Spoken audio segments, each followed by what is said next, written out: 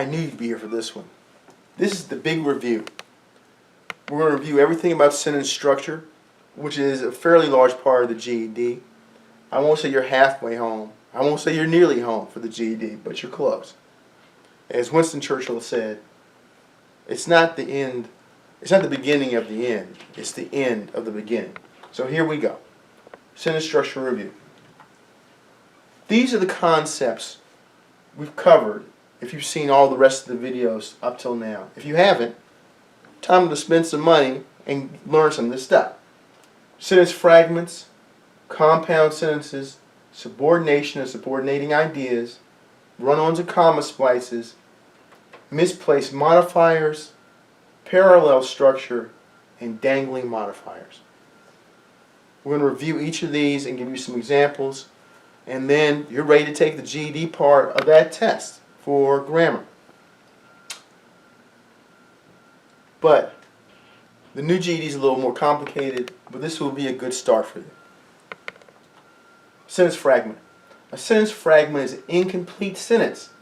The sentence can be missing a subject, a verb, or just doesn't make any sense because it doesn't convey is a fancy word for get across, a complete thought. Here's an example. Laughing about yesterday's prank. Who was laughing about yesterday's prank? The fix is Tony was laughing about yesterday's prank. The whole idea is it was missing a subject, so you had to put Tony in there. That fixed that sentence fragment. Compound sentence. A compound sentence is two sentences or independent clauses put together to form one long sentence. This is done by using a word called a coordinating conjunction. You may remember fanboys. Fanboys is an acronym for it's an acronym for for, which is the F, and, which is A, nor the N, B the but, O for R, O for or, Y for yet, and S for so. And they're typically preceded by a comma. Here's an example. The stars were bright, comma, yet the wind was fierce. Okay? These are two sentences. The stars were bright is one independent clause. The wind was fierce is another independent clause or sentence. But you can connect those two using a comma and the conjunction, the coordinating conjunction, yet. Okay? That's how that works. Get that? You've seen it before, right? Fantastic. A complex sentence is an independent clause and a subordinate clause connected by a subordinating conjunction. What did he just say? This is the easy concept. Because the sun and planets were formed at the same time, comma, they are all the same age. This subordinating conjunction is called because the sun and planets were formed at the same time. It is a subordinate clause. It cannot stand by itself. They are all the same age. This sentence is an independent clause and it can stand by itself. You can put the subordinate clause in front of the independent clause and connect it with a comma, and that makes a complex sentence. A run-on sentence. This is the kind of mistakes that can be made. A run-on sentence has two or more independent clauses or sentences that are put together without the proper punctuation or conjunctions. Here's an example. Soon after it was formed, the earth melted heavy materials. Soon after it was formed, the earth melted. Heavy materials sank to the core, and lighter materials rose to the surface. Again, this underlined green part means there's a problem right here. There's a problem for me reading it, as you can tell. Soon after it was formed, the earth melted. The whole earth melted. There's something wrong here because this is a complete sentence of itself. Soon after it was formed, the earth melted is a complete sentence. Heavy materials sank to the core, and lighter materials rose to the surface is another independent clause or complete sentence. The problem is you're missing punctuation or conjunction to make that work. Here's a fix. Instead of having nothing there, just put a semicolon between the words melted and heavy. So now it's two sentences put together but with the right punctuation. Soon after it was formed, the earth melted, semicolon, Heavy materials sank to the core and lighter materials rose to the surface. This is how the earth was formed. Okay. A comma splice, this is another kind of correction the GED will want you to fix. A comma splice is a run-on sentence where the independent clauses or sentences are connected only with a comma instead of the semicolon. Remember semicolon back here? The semicolon back here, instead you use a comma. The Earth's surface went through a long period of change, comma, it was different than it is today. These again are two independent clauses or sentences. The Earth's surface went through a long period of change. That's an independent clause. It was different than it is today. That's another independent clause. But the problem is it's connected only with a comma. That's called a comma splice. At least it needs to be a semicolon. A comma will not do the trick.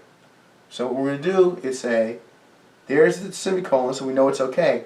We're going to add this new word, therefore, and comma.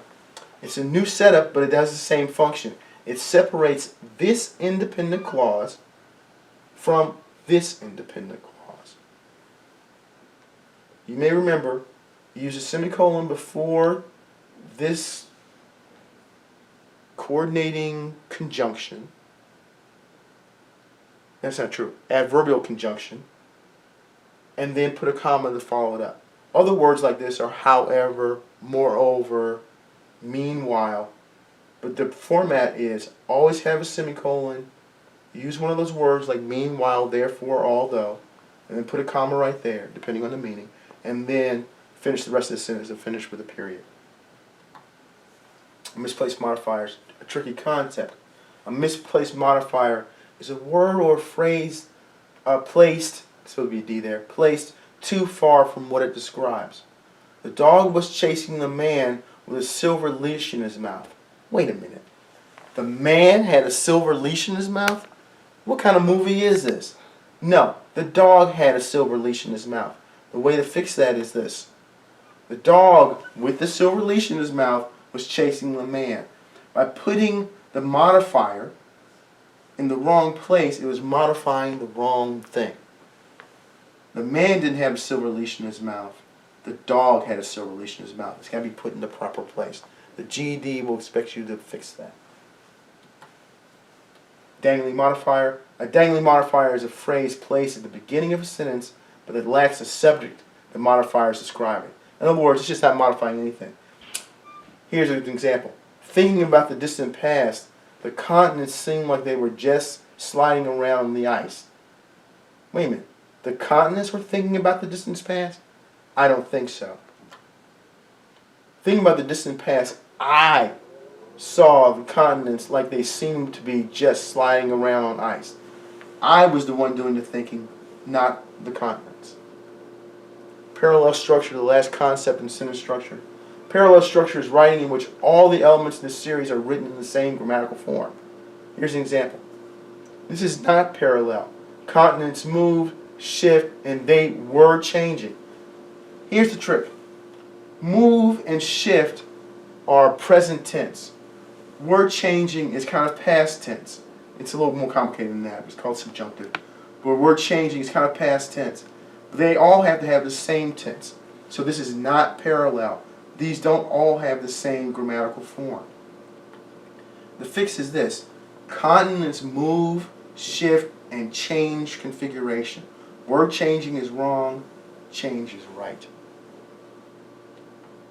Here's a little short quiz. Darwin's theory of evolution as modified in the 20th century.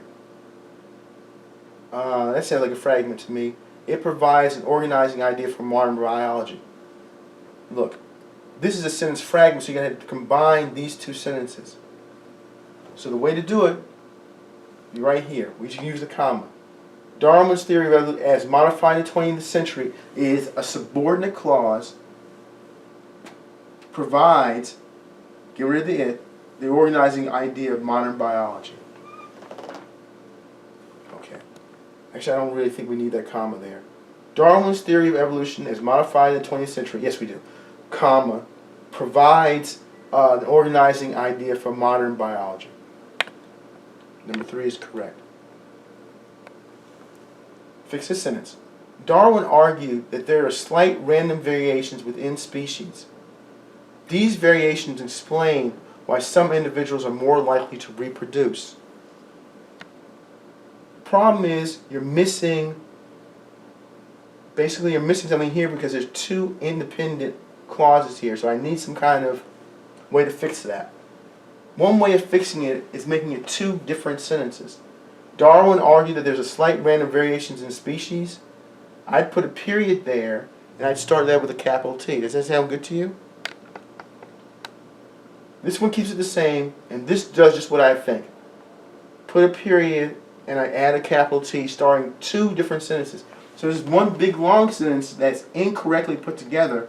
I can just separate it into 2 independent clauses or sentences using a period and a capitalization. Number 2 is the correct answer. Very good. Last one. Individuals are better adapted to their environment, are more likely to reproduce. Period. Passing along their genes to later generations. The problem is, and you probably know this already, passing along their genes to a later generation is fragment. So you're going to have to fix that fragment, probably by putting these 2 sentences together.